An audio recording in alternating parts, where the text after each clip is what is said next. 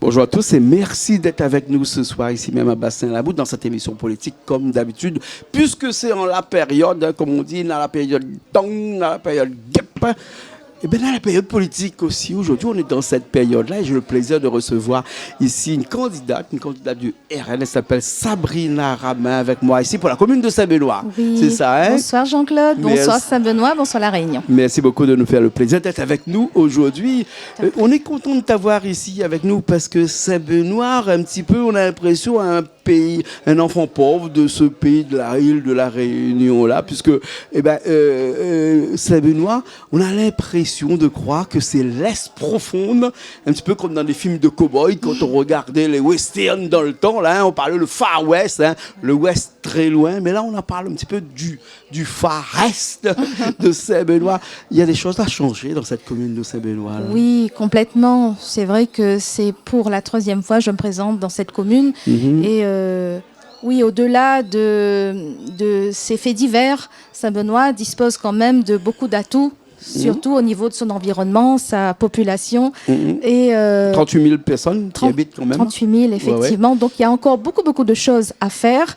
Et c'est la raison pour laquelle je me présente pour proposer un programme adapté et surtout qui réponde aux difficultés de tous ces habitants qui sont en attente et en demande. Troisième fois, je ne vais pas te demander si troisième fois, ça va être la bonne. Hein. Ça va être sûrement la bonne. Oui, hein. Mais sous l'étiquette du RN, oui, tout à fait. Ça a toujours été le cas ou bien c'est nouveau ça? C'est la première fois. C'est vrai que je me suis lancée... c'est vrai que c'est un défi parce que jusqu'à présent, j'étais sans étiquette, plutôt connue centriste. Et je m'étais dit, c'est en questionnant la population, en questionnant nos militants, et ben, je m'étais dit, c'est une suite logique par rapport à ce que j'ai pu entreprendre depuis 2022. J'ai donné ma signature à Madame Le Pen pour qu'elle puisse se présenter son programme aux Français en 2022. En 2021, j'ai été aussi la binôme du premier adjoint de Monsieur Johnny Payette de la Plaine des Palmiers, qui est du Rassemblement national. Donc c'est une suite logique. Là, je n'ai pas tourné de veste. C'est vraiment une suite dans mon engagement politique pour Saint-Benoît et la Réunion. Qu'être tout seul. Hein? Tout à fait. Hein, c'est différent un petit peu de l'adage réunionnais qu'on connaît. Il vaut mieux être seul que mal accompagné. Mais là, non, c'est complètement le contraire. Parce que là, il y a quand même comment on va dire ça, une union à l'arrière. Hein? Et le RN a fait des bons scores dernièrement. Oui. Hein? Donc, on sait bien que les législatives, par exemple, c'est pas comme les municipales. Les municipales, c'est quand même des élections de proximité. Tout à fait. Hein? Il faut connaître les gens. Les gens votent pour une personne. Ils votent pas forcément pour une étiquette, mais ça peut aider quand même. Bien sûr. Est-ce que la population de Saint-Benoît connaît bien Sabrina Ramin? Alors en 2020, quand c'est la 2e fois que je me présente dans cette commune, j'ai fait quand même 4600 voix toute seule avec nos militants, avec notre proposition de programme pour travailler pour ce territoire pauvre.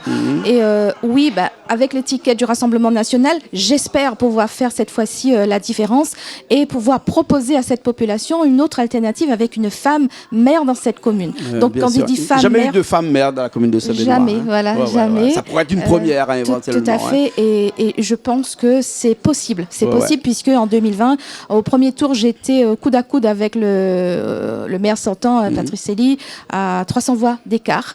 Donc j'ai perdu sur un fil l'élection au second tour puisqu'il y avait une triangulaire qui a favorisé le candidat qui est sorti premier. Bien sûr. Si Sabrina Ramin se remet en selle là en 2026 pour affronter les autres candidats, on va dire, parce qu'il y en a quelques-uns. Il y a Jean Grattenon qui est là, il y a Célie qui revient aussi, tout ça. C'est pour faire des grands changements. C'est-à-dire qu'à Saint-Benoît, il y a des choses qui vont mal, qui vont pas, et qu'il faudrait revoir un petit peu. Tout à fait, surtout au niveau de la sécurité et de l'aménagement de ce territoire. Au niveau de la sécurité, c'est un vrai point noir. Les habitants surtout nos grands moons, les jeunes n'osent plus sortir le soir à partir de 18h. Ça, c'est vraiment problématique. On l'a connu avec Faya Saint-André, mais avec Bras-Fusil, par exemple. Bras-Fusil, et ça, c'est mais est-ce que c'est de la responsabilité? Est-ce que le maire peut être responsable de ça aussi? Enfin, quoi qu'il est responsable des biens et des personnes, mais est-ce qu'il est responsable aussi de cette insécurité qui règne du côté de Bras-Fusil? On va dire que oui, parce que le maire, il est garant de la sécurité et la sérénité sur son territoire. Et donc, le fait qu'il n'y ait plus forcément d'animation, les jeunes sont... En fait, ce sont des jeunes qui sont en errance. Ils ont besoin de cadres et surtout de repères. Donc, c'est le maire de mettre en place, c'est la responsabilité du maire de mettre en place des projets, de mettre en place un encadrement pour ces jeunes, pour toutes celles et ceux qui aujourd'hui attendent qu'une chose, une main tendue. Donc c'est dans cette perspective que je reviens sur la scène politique, parce qu'il n'était pas dit que je souhaitais revenir aux affaires dans cette commune, mais j'ai pris mon courage à deux mains et je souhaite vraiment que toute la population, je m'adresse aux mères, aux pères de famille, aux jeunes, à nos seniors, nos grands moons, nos aînés, vraiment j'ai besoin de vous pour que je puisse vous tendre cette main, puisque vous me connaissez et je sais que demain on pourra travailler en toute sérénité et en toute quiétude pour l'ensemble de la commune et pour l'ensemble des administrés. Et si tu me permets aussi, je fais aussi un petit clin d'œil à l'ensemble des employés communaux. Aujourd'hui, c'est une vraie souffrance. 1200 personnes. Hein. 1200 employés qui œuvrent malgré tout, malgré qu'ils soient pour la plupart sous tension. Ils travaillent sous tension.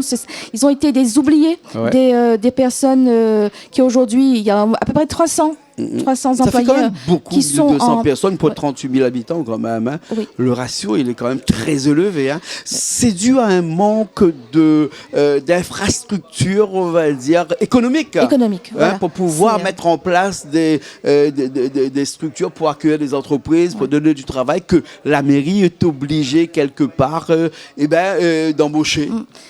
La mairie est, oui, sur Saint-Benoît, un petit peu partout à La Réunion, est premier employeur.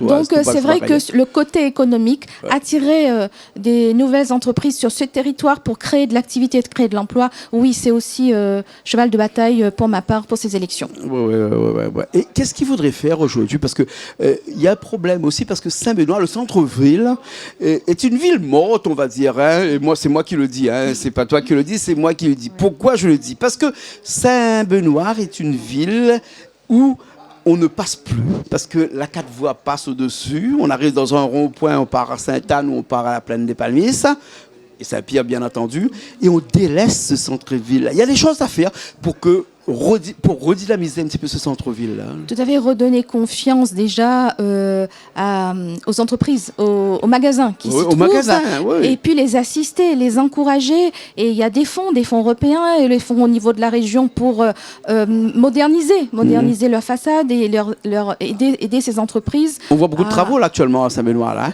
Beaucoup de travaux qui dépendent pas forcément du travail du maire, mais du département de la région. Ils ont commencé il y a 6 mois. Hein. Oui. Hein, donc 6 mois avant les élections. Voilà. Qu'est-ce qu'on peut décider là-dessus? C'est quoi? Ça a été fait juste pour ces élections-là? C'est politique. Et c'est malheureux.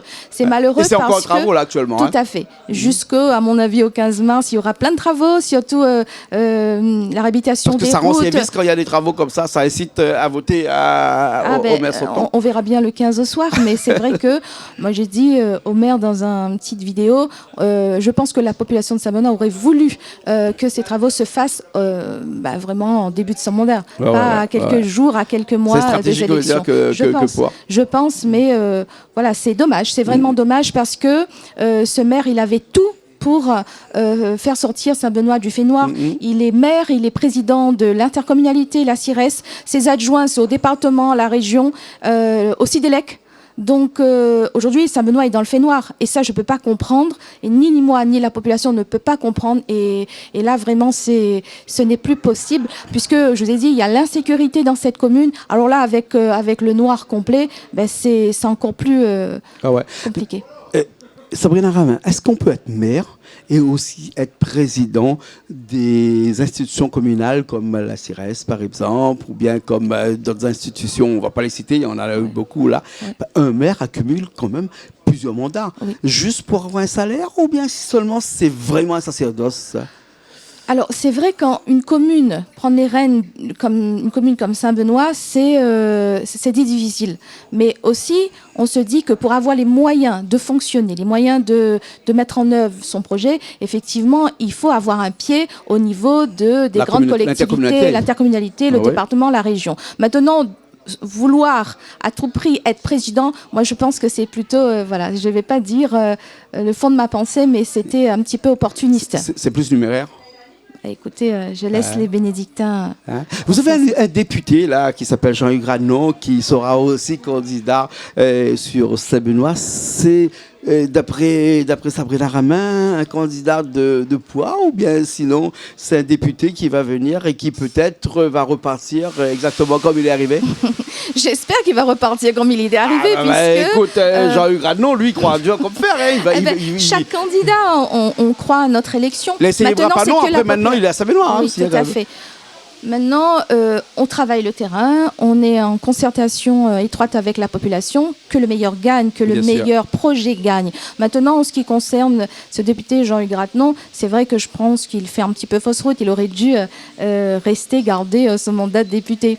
Il y en a d'autres comme ça, ici, qui sont députés, qui aimeraient bien être maire. Je ne sais pas pourquoi, parce que le budget de la mairie est bien plus important qu'un budget d'un député. Enfin, ils n'ont pas de budget, les députés, de toute façon. Hein. Mais ils ont un salaire un petit peu plus important que comme être maire. Hein. Donc, s'ils quittent ce salaire qu'ils ont en tant que député pour venir avec un salaire divisé par 2 pour être maire, ça veut dire que surtout, la responsabilité n'est pas la même. Là, on a une population, surtout dans une commune comme la nôtre, où l'attente est énorme. Et oui, il faut vraiment aimer sa population, son territoire, pour s'investir dans notre commune à Saint-Benoît. Bien sûr. Et pourquoi pas une femme, comme on a dit au début de cette émission, Sabrina Ramin, maire de la commune de Saint-Benoît. Merci beaucoup. Je l'espère. Merci. Merci beaucoup. Merci à Richard qui était à la technique. Nous on se retrouve très prochainement dans de nouvelles émissions politiques sur Canal Austral.